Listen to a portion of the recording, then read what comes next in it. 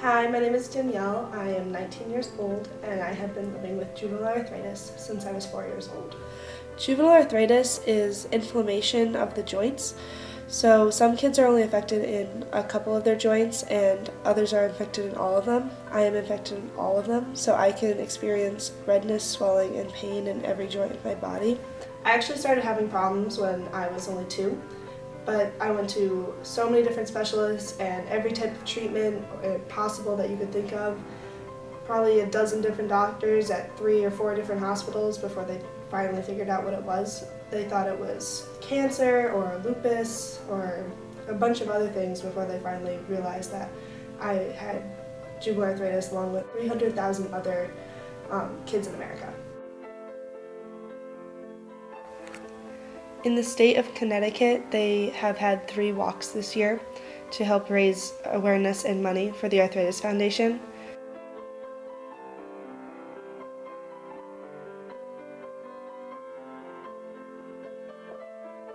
They featured different sponsors at these walks, such as Massage Envy, who came to this event to relieve pain for some of the people with arthritis by doing free massage. I was lucky enough to have the support of my sisters while I was at this walk this year.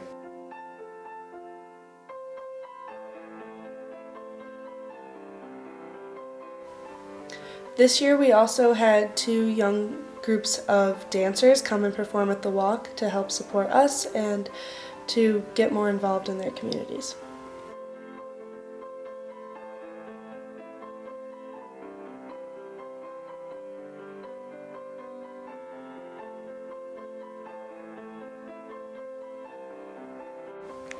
This year's walk was very successful. The walk raised $24,742.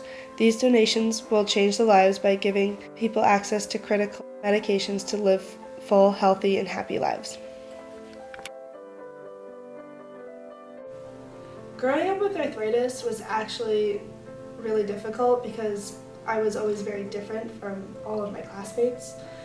I was always that kid that was picked last in t-ball in gym class because I couldn't run as fast or even barely at all like the other kids could, and I couldn't do any sports or anything like that with all my friends.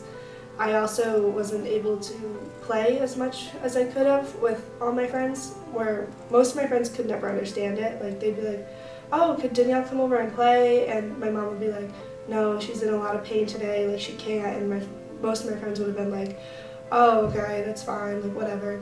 But I actually had this one friend, Jenny, in elementary school, and she was great. She lived right next door, and she would come over and knock on the door and say like, "Hey, can Danielle come out and play?" And my mom would be like, "No, like she's not doing too well today, she's kind of stuck on the couch." And Jenny would be like, "Nope, that's okay." She'd walk right past my mom, come sit on the couch, and pick out a VHS to put in, or take out a deck of Uno cards or something. So it was really nice to have at least one friend that really seemed to understand what I was going through when I was a kid.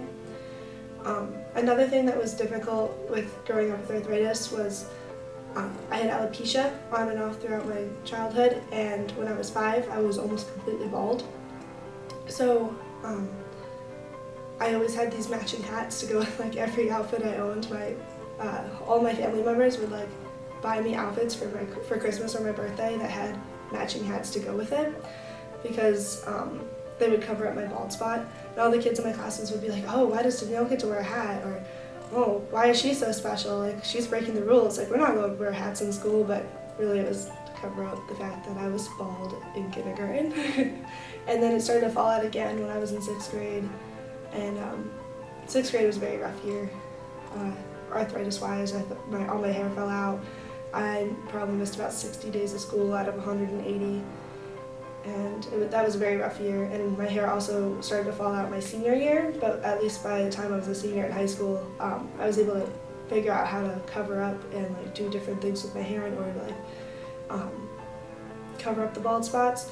But also by the time I was a senior in high school, like most of my friends could understand, and I went to a very small school, which was very helpful with all those problems because everyone knew about my problems and understood them, whereas in my elementary school, well, obviously we were younger, so it was hard to understand, but there was 400, 500 kids in my school, where in high school my graduating class was only 55, so they all really understood what I was going through.